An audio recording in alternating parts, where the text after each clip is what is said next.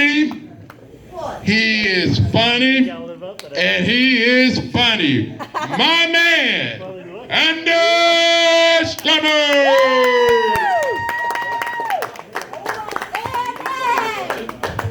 See, now you're like making me gonna have to live up to that expectation. But where's Moose at? I got a question for him.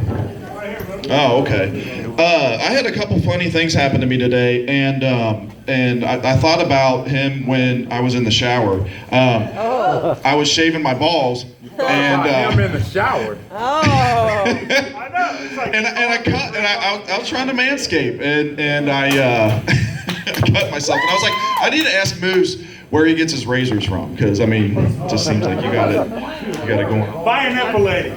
An Epilady? You know what? I do like using women's razors. No, Epilady. Oh. It'll rip the roof out of the roof. Who knows about Epilady in here? Ladies? No. It's a torture device, man. What? It rips the hair out. Yeah. Why the hell would I want to get that? Because you should be in the fucking shower. Oh, okay. Bruce likes it rough. Oh, yeah, I love you, Bruce. So, and then another kind of funny, yeah, a little bit maybe. Hey, I'm open and honest. So I'm on my way here today, right? And I live in a trailer park. I'm not trying to brag or anything, but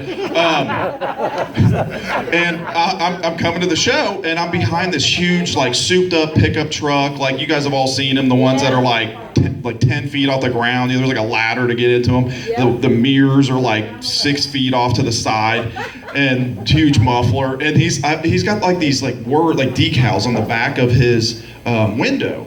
And it like spelled out something, so I had to like look at it real closely, and it says, "My mirrors might pull out, but I don't." Thought that shit was funny. I was like, "Hey, I know what I'm gonna open with." I didn't know I was gonna do the ball joke, but so anyway. I appreciate that too. Hey, you know, I gotta give back a little bit, you know. So again, not to keep bragging about the whole trailer park thing, but yeah, I live in a trailer park, and there's this guy, this older guy, that is in one of those motorized wheelchairs. He's probably like 90 years old, and he's always cruising around in it. And me being the asshole that I am, I nicknamed him Lucky. And so my girlfriend moves in about a year ago, and when we're driving around or whatever, we pass Lucky every once in a while. I'm like, "Hey, there's Lucky," and she's like, "You're such an asshole. Why the hell do you call him Lucky?" And I'm like, "Well, look at us over here using our legs like suckers. You know, he gets to just cruise around, you know." And so, hey, I'll see you there. I'll drive. All right. And so it was like last winter. We're me and her sitting on the couch watching TV, 10 o'clock at night or whatever time it was. We hear this huge explosion. I'm like, holy shit! I look outside and I can see this mushroom cloud of smoke. You can see the flames like bouncing off of the smoke, and it looked like it was around where Lucky's trailer was. And I'm like, holy shit! But I was just like, nah, we'll figure it out tomorrow. And the next day, everybody's texting me that knows I live in that trailer park because it was all over the news. And they're like, "You okay? You okay?" I'm like, "Yeah, I'm good." Come to find out, it's Lucky's trailer that exploded. Because not only he gets to cruise around on that thing, he's on oxygen. So again, I'm over here just using my lungs like a sucker, and so it's wintertime. His family brings over a space heater to heat the trailer up. Well, he's on oxygen, so there's a bunch of oxygen tanks. They don't bring just like a little normal space heater. They bring one of those like freaking jet engine ones that's supposed to like, and it explodes. It blows up the trailer. It's a true story, and it blew Lucky out of the trailer.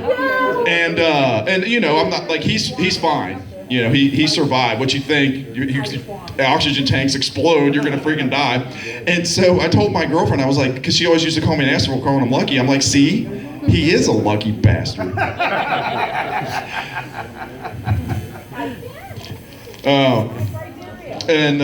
So my neighbor, she lives across the street. She's probably in her 60s, and crystal meth was not good to her. She does this shit. She's like bobblehead. She's outside smoking a cigarette,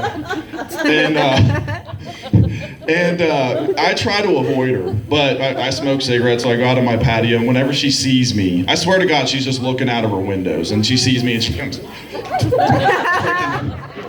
so Andy, you know, and I'm like, fuck. And so one day she comes over, fucking bobbleheading over, and she goes, hey, can I ask a favor? I'm like, God damn it. Okay, like what? Yeah, what's up? She goes, I'm actually moving. But could you give me a ride to my bank? I have to go get money and then put a deposit on the apartment. And would you mind doing that? And of course I'm like, hell yeah, anything to get you the fuck out of here. And I'm like, I know this is gonna be a good thing too. I'm like, I'm probably gonna get a joke out of this. And so I pick her up and we're driving, and I got music on. We're driving to, actually the bank is right up here, true story. And so she's talking, she's bobbleheading, smoking, blah, blah, blah, blah, blah, blah, blah. And I'm not even listening. I'm just being an asshole. I just slowly start turning the radio up. I'm just like, until like I can't hear her anymore. And she's still, blah, blah, blah. So we get to the bank. She goes in, does her thing, and then so we're driving, well, we'll go to the bank, and then drop off her thing, and I'm just jamming out music. And I can see her walking up to the car to come back in. She's talking before she's even in the car, and I'm just, whatever.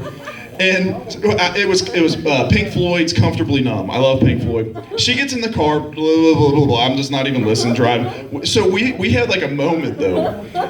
It was I Wish You Were Here, and we're singing, we're just jamming. I'm like, screw it, roll the windows down. We get back to, she lives across the street, so I go to drop her off. And the whole time I'm thinking like, this is ironic because the song's like, Wish You Were Here, and I'm like, I wish you weren't here. But, so she gets up out of her seat and like, thanks Andy, thanks, I appreciate it. And she fucking farts like right next to my right elbow, like 4 inches away. And doesn't break stride, she's just like,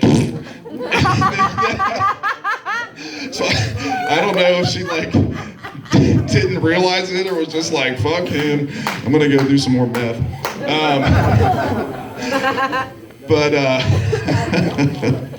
Oh, the trailer hood. I love the trailer hood. My friend put this post on Facebook, and it was, hey, something's wrong with my car. It's smoking. It won't drive. You know, and this is one of my friends. It's female, and of course, me being an asshole, well, she's asking for help. You know, any mechanics know what the hell's going on with this? So I put on there,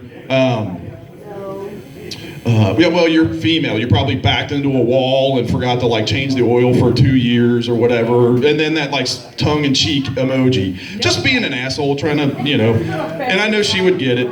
So one of her like feminist, whatever friends puts this like 2-3 paragraph like response to my stupid sexist joke. And, you know, like, oh my God, I can't believe you're such a chauvinistic pig. Like, I was getting a kick out of this. And I'm like, should I troll this chick? Like, you know, like, I'm like thinking all these ideas. But I was just like, but I'm not going to apologize either. Like, fuck that, you know. I put the little emoji, that should, you know, keep me in the clear. And, so I put back like, Jesus, like nobody has a sense of humor, you know, like, I'm not apologizing for it. And if you really think that I think women are the worst drivers on the world, that's, you don't know me. Because we all know that title belongs to foreigners.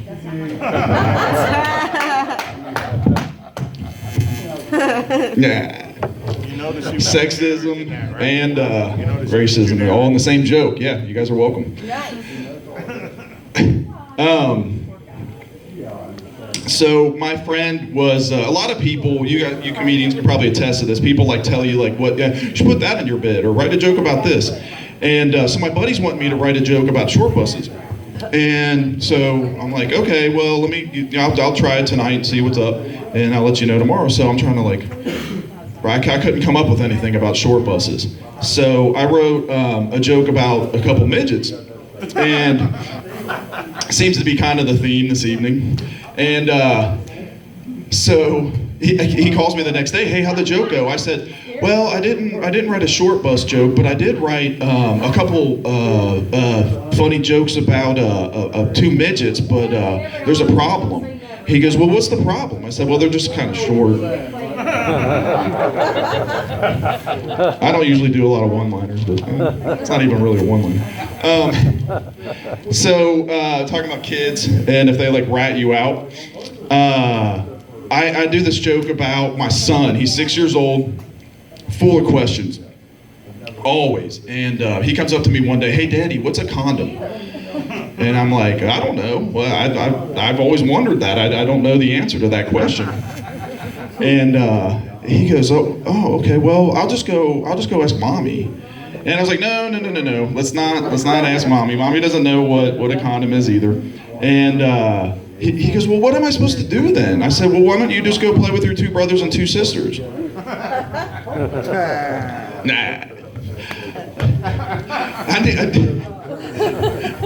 How does Rob do it? I was going to do a little Rob thing. Yeah. So I used to bartend, and Wednesday nights was always kids' night, and so they would do these like fun things for the kids, like balloon artists, or the one I really liked was this dude that was a magician. He was really good at it. He'd go around all the tables and just do little card tricks or whatever. So later on that night, we're in the back getting a drink or whatever, and I was like, dude, you're great, man. Like, all them chicks out there are digging it. Like, you know, I bet you get like laid all the time from that. And he's like, no, I don't. I was like, what? I was like, come on, you can't pull nothing with just doing some card tricks. I guarantee I could. And he goes, no, I'm married. And so I said, well, here's what you should do then. Go home tonight and ask your wife for a blowjob. And when she's like, if she's like, no, I don't want to do that, then go, hey, do you think I'm a really good magician? I can't even speak. And you know, she's probably gonna go, yeah, you're the best magician ever. Okay, well, you see all this shit around here? If you don't suck my dick, I'm gonna make it all disappear.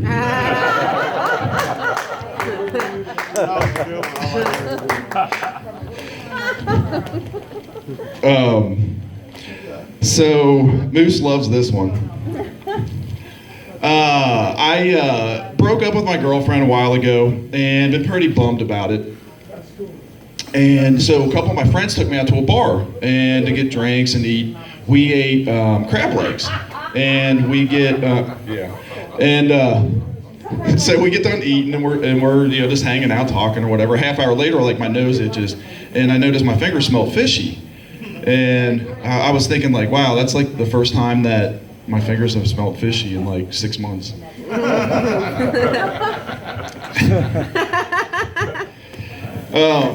How long ago to make that move?